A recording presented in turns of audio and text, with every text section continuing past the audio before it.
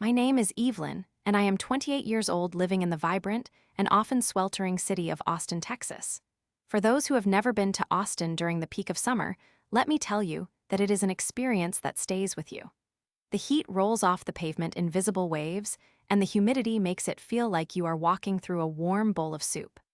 I have lived here for nearly a decade, and in that time, I have built a life that I was truly proud of. I am a graphic designer by trade, and I spent 5 years of my life building my own boutique agency from the ground up. I started with one client and a broken laptop, and eventually I had a beautiful office space on the east side of the city with floor-to-ceiling windows and a team of 3 talented people working under me. My life was about aesthetics and precision, and I took great pride in the brand I had created for myself. I was the girl who always had the perfect vintage boots, the most unique silver jewelry, and a hairstyle that seemed to fit every occasion perfectly. I was happy, or at least I thought I was. I had a boyfriend named Liam who was 30 years old and worked in high-end real estate. We had been together for 2.5 years, and I really believed he was the person I was going to marry. We spent our weekends exploring the hill country and trying every new food truck that popped up in the city. But beneath the surface of my perfect life, there was a persistent shadow that had been following me for 5 years. This shadow was a woman named Chloe. Chloe was someone I had met briefly in college, and ever since that meeting, she had become obsessed with me in a way that was truly disturbing. It started small with her buying the same coffee order or joining the same gym, but it quickly escalated into a full-blown identity theft of my personality. Chloe did not just want to be my friend, she wanted to be me. Over those 5 years, she built her entire life on copying every single thing I did.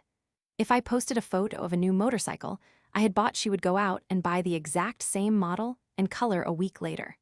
If I shared a picture of a rare succulent I found at a local nursery, she would be there the next day buying the entire stock.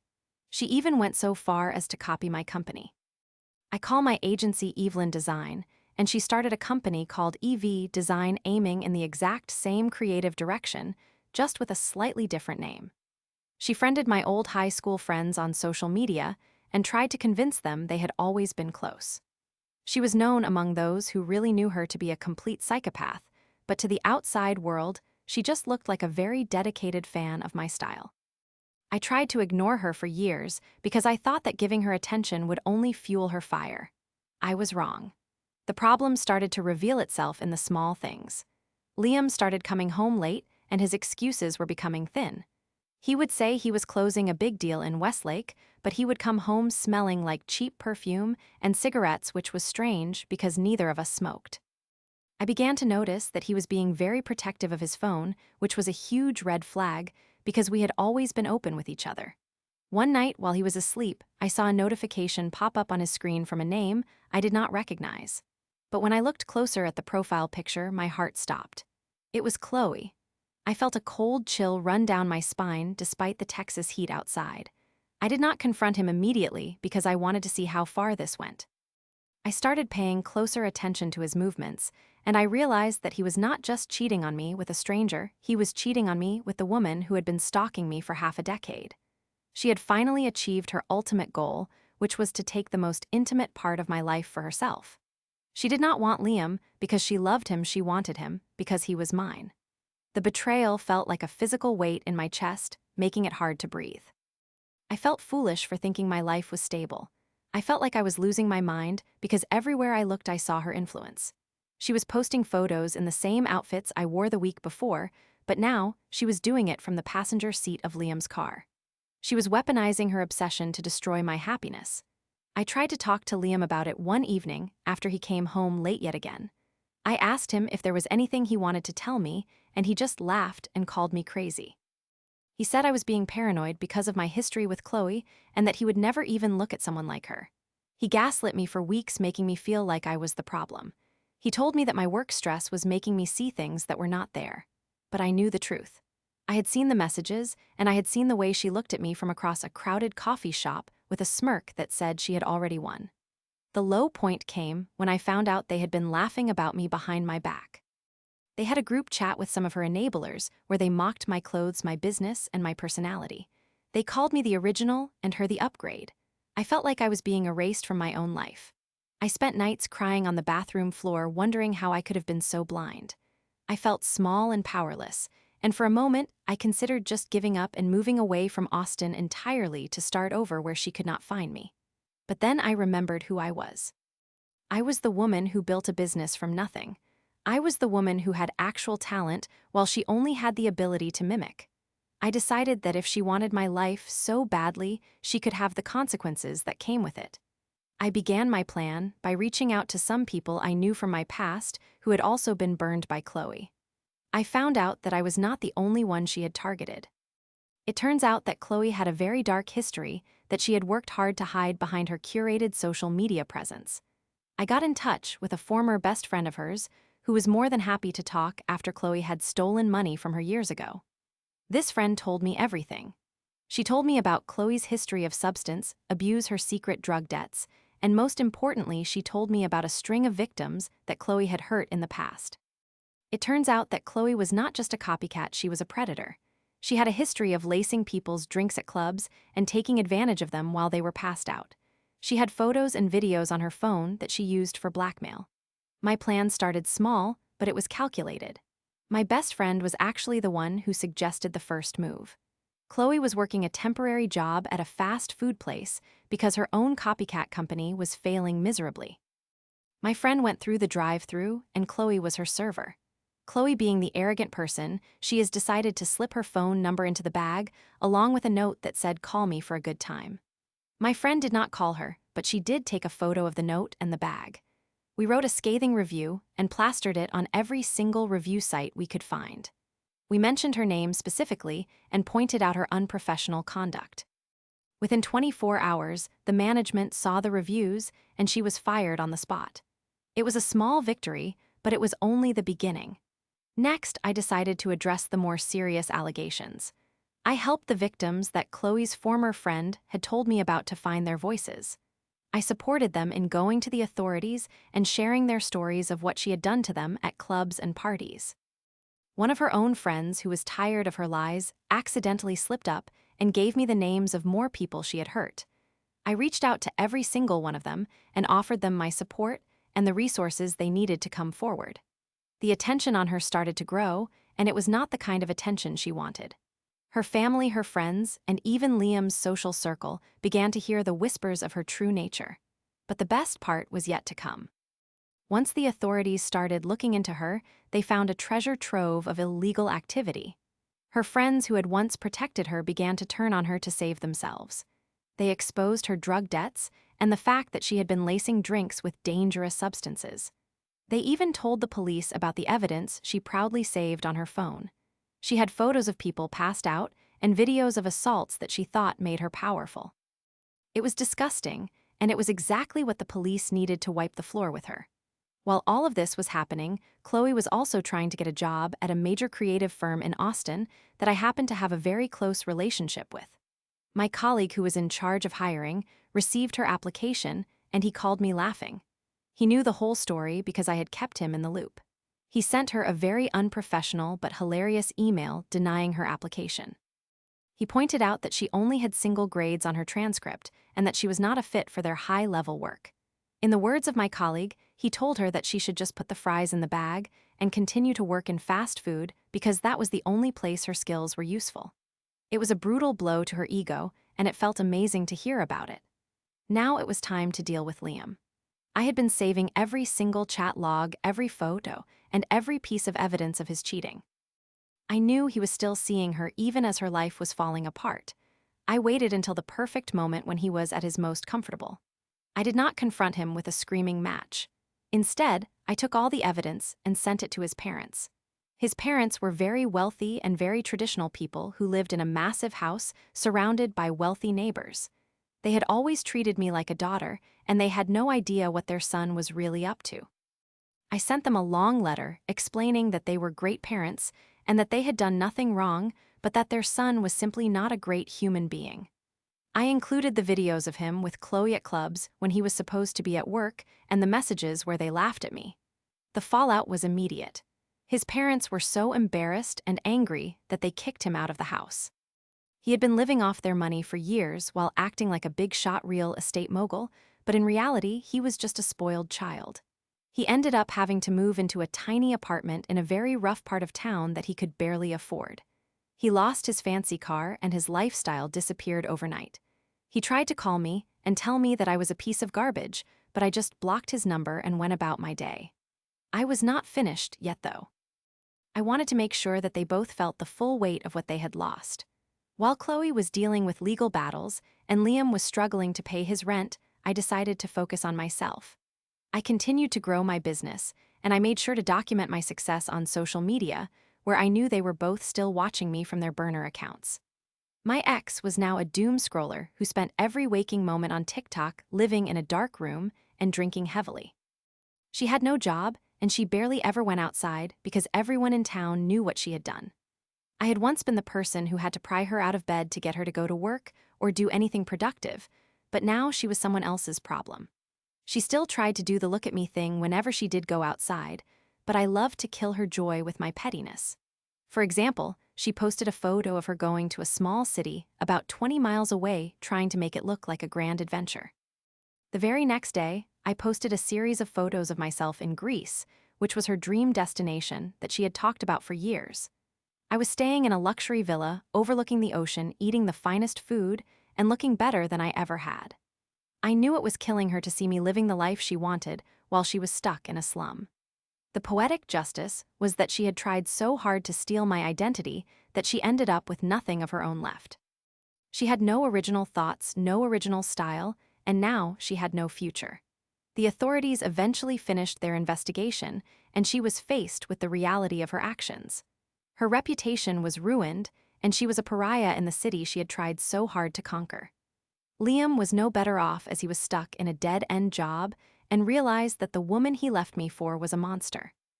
I had to sacrifice a lot of my peace of mind to keep her happy during our relationship, and I had to endure the pain of her cheating, but in the end I realized I was much better off without her. I am genuinely happy now, and my business is more successful than ever. I have a new group of friends who actually care about me, and I no longer have to look over my shoulder to see who is following me. I learned that the best way to deal with a mimic is to show the world the parts of yourself that they can never copy, which is your integrity and your strength. To this day, she still orbits my social media and tries to send me messages, but I do not even give them a second thought. I have moved on to bigger and better things, while she is still stuck in the past trying to be someone she will never be. I am Evelyn, and I am the only one of me in the world, and that is my greatest power. Looking back on the whole situation, I realized that the signs were there from the very beginning, but I was too blinded by my own kindness to see them. I used to think that everyone had a spark of goodness in them, but Chloe proved me wrong. She was a void that just wanted to be filled with someone else's light. But you cannot steal light and expect it to stay bright in your own hands. It just burns you. I am grateful for the lessons I learned through this ordeal, even though it was painful. I learned how to protect myself and my business. I learned who my true friends were.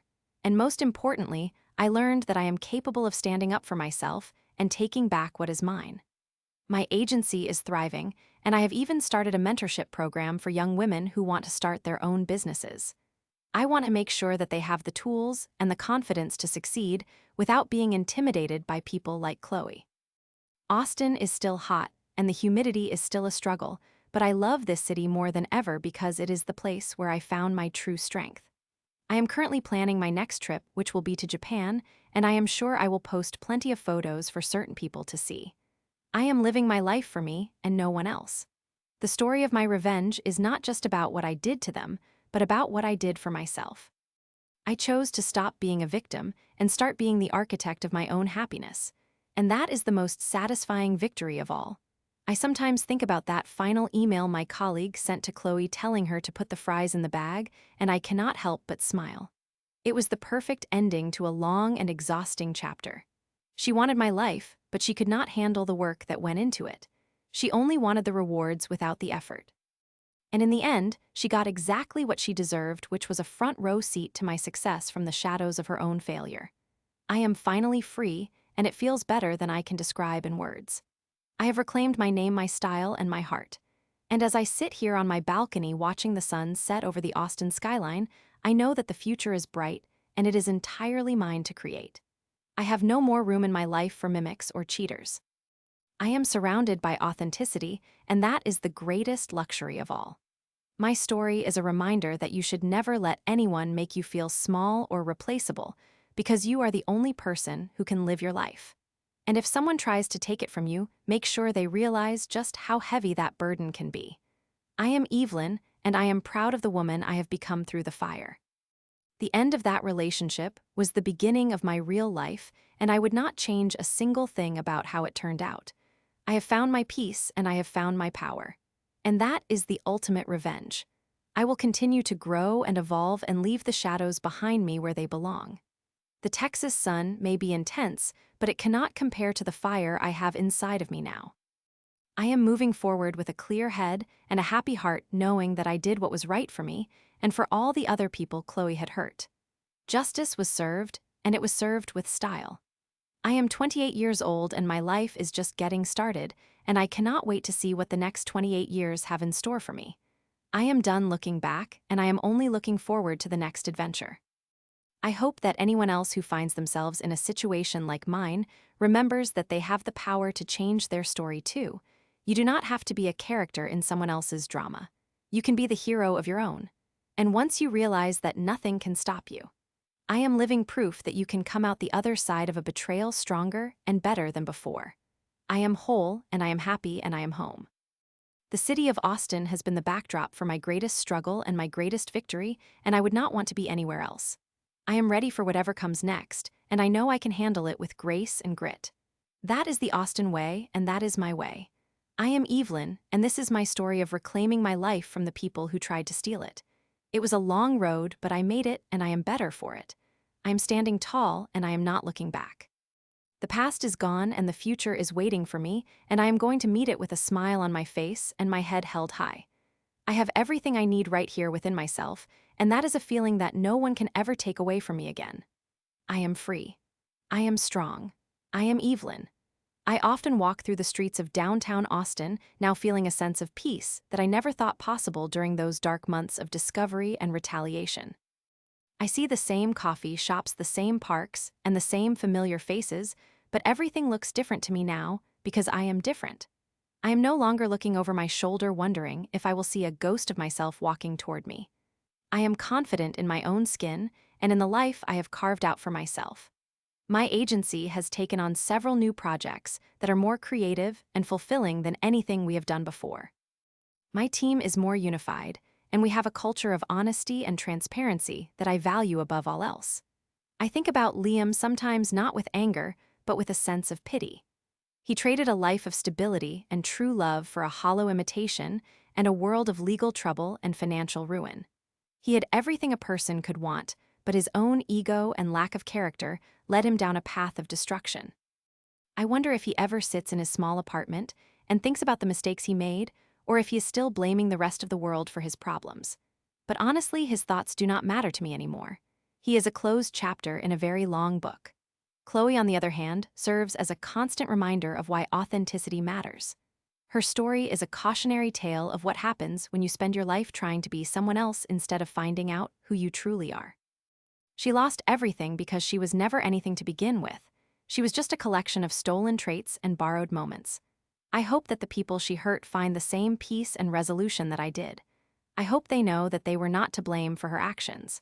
As for the legal case, it is still winding its way through the system, but the evidence is so overwhelming that there is little doubt about the outcome.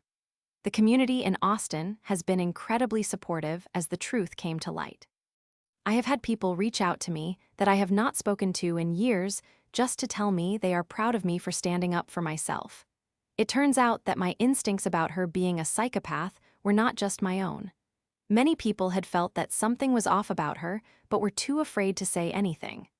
My actions gave them the courage to speak their truth too. I spent a recent weekend at a lake house with my friends laughing and enjoying the water, and for the first time in 5 years, I did not think about Chloe once. I did not check my social media to see if she had copied my swimsuit or my sunglasses. I was just present in the moment with the people I love.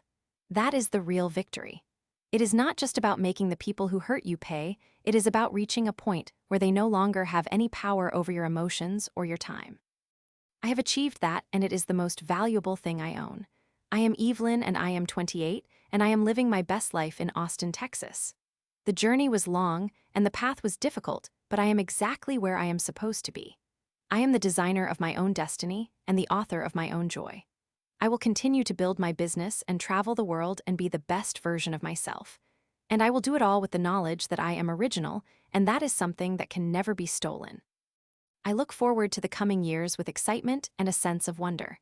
I know there will be more challenges and more obstacles, but I also know that I have the strength to overcome them. I have been through the fire, and I have come out like a diamond, strong and clear and beautiful. I am ready for the next chapter, and I know it is going to be amazing. I am Evelyn, and I am finally truly happy.